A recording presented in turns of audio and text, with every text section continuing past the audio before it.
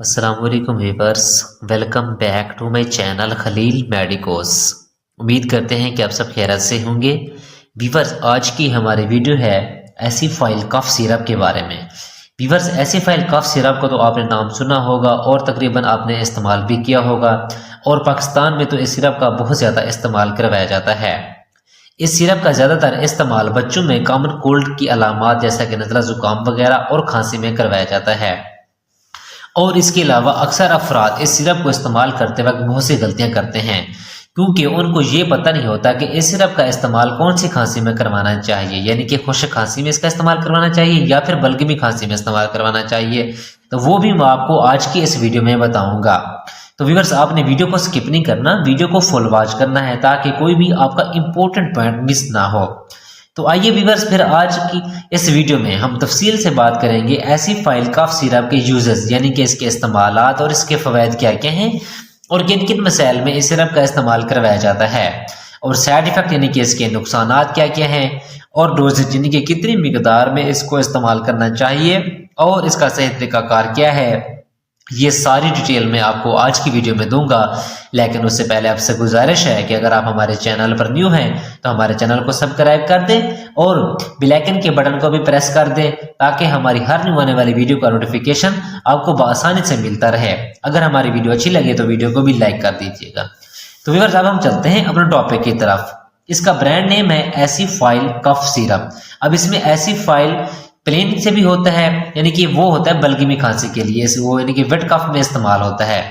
तो व्यूअर्स, यहाँ पर हम सिर्फ डिस्कस करेंगे एसिफाइल कफ सिरप के बारे में। और इसके अलावा व्यूअर्स, नबी कासिम फार्मा इसको तैयार कर रही है, जो कि एक अच्छी फार्मा है और इसकी तमाम दवाइयाँ ज़बरदस्त और अच्छा रिजल्ट फ्राहम करती हैं। अगर कीमत की बात की जाए तो तकरीबन 150 रुपए में 120 ml की पैक में पाकिस्तानी मार्केट में अवेलेबल है। अब हम बात कर लेते हैं इसमें मौजूद दवा की। तो इस व्यूअर्स, इसमें दो तरह की दवाएं शामिल की गई हैं।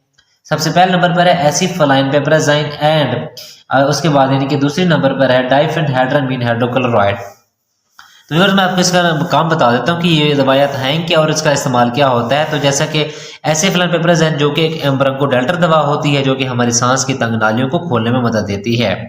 और उसके बाद यानी कि डाइफेनहाइड्रामीन हाइड्रोक्लोराइड है, जो कि एक एंटी एलर्जिक और एंटी यानी कि अपना हिस्टामिन दवा होती है। यानी कि उसका काम ये होता है कि कॉमन कोल्ड जैसे कि अलावा नज़ला जुकाम वगैरह उसकी शिकायत में इसका यानी कि इस्तेमाल करवाया जाता है। तो व्यूअर्स, अब हम मजीद यानी कि इसकी तफसील के बारे में बात कर लेते हैं। सबसे पहले हम इसमें बात करते हैं कि एसिफाइल कफ सिरप के यूजेस, यानी कि इसके इस्तेमालात और इसके फ़वाइद क्या क्या हैं और किन किन मसाइल में इसका इस्तेमाल करवाया जाता है। तो व्यूअर्स, जैसा कि मैंने आपको बताया है कि इस सिरप का ज़्यादातर इस्तेमाल यानी कि खुश्क खांसी में ही किया जाता है। यानी कि इस सिरप का इस्तेमाल सिर्फ हम खुश्क खांसी में कर सकते हैं, बल्कि खांसी में इसका इस्तेमाल हम नहीं कर सकते। और इसके अलावा यानी कि ये खांसी यानी कि और इसके अलावा कंजेशन यानी कि सांस सीने पर जो जकड़न होती है, तो उसमें इस सिरप का इस्तेमाल करवाया जाता है।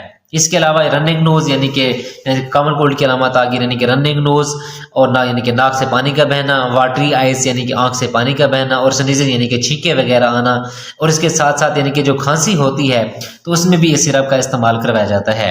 इसके अलावा जिन बच्चों को रात को नींद नहीं आती, यानी कि उसको खांसी बहुत ज़्यादा होती है, खांसी की वजह से यानी कि वो बेचारे रात को सो नहीं पाते, तो उस यानी कि इस तरह की कंडीशन में इस सिरप का इस्तेमाल करवाया जाता है।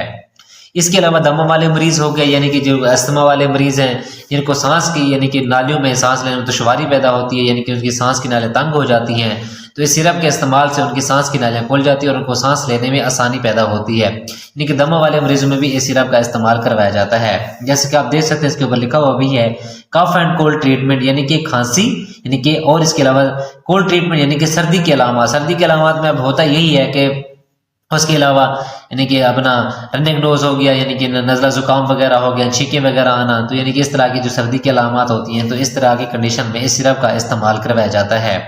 तो व्यूअर्स, ये थे सारे इसके इस्तेमालात। अब हम बात कर लेते हैं इसके साइड इफेक्ट्स के बारे में, यानी कि इसके नुकसानात क्या क्या हैं। व्यूअर्स, अगर इसके साइड इफेक्ट्स की बात की जाए तो सबसे पहले आपके यानी कि सर में दर्द हो सकता है। इसके अलावा यूरिन पास करते हो यानी कि आपको थोड़ी सी दुश्वारी हो सकती है। इसके अलावा बहुत ज़्यादा आपको नींद आती है और चक्कर वगैरह भी आ सकते हैं, और या फिर आपका यानी कि जो स्टोमक है वो भी अपसेट हो सकता है, या फिर आपकी हार्ट बीट भी इंक्रीज हो सकती है, और इसके अलावा या फिर बलगम वगैरह भी ज़्यादा बन सकती है। तो व्यूअर्स, ये थे इसके साइड इफ़ेक्ट्स। जो कि 100 में से किसी एक को होते हैं। तो व्यूअर्स अब हम बात कर लेते हैं इसकी डोजेज के बारे में कि इसको कैसे इस्तेमाल करना है। तो व्यूअर्स सबसे पहले जो नौजीदा बच्चे हैं यानी कि जो बिल्कुल छोटे बच्चे होते हैं यानी कि उनमें चौथाई चम्मच यानी कि 1 चम्मच का चौथा हिस्सा यानी कि दिन में आप 3 मरतबा इस्तेमाल कर सकते हैं। इसके अलावा बड़ों की बात करें तो यानी तकरीबन बड़ों में तकरीबन 2 चाय के चम्मच दिन में 3 मरतबा, और बच्चों में यानी कि जो 2 साल से ऊपर हैं तो उनमें 1 चाय का चम्मच दिन में 3 मरतबा। लेकिन ये थी इसकी अमूमी डोज, लेकिन जो बेस्ट तरीका यही है कि आप इसे अपने डॉक्टर के नुस्खे के मुताबिक इस्तेमाल करें।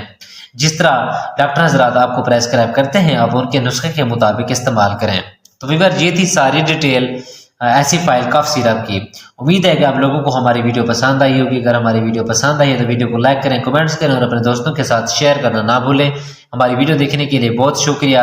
अब हम मिलते हैं अपनी नेक्स्ट वीडियो में। अपना ख्याल रखिएगा। अल्लाह हाफिज़।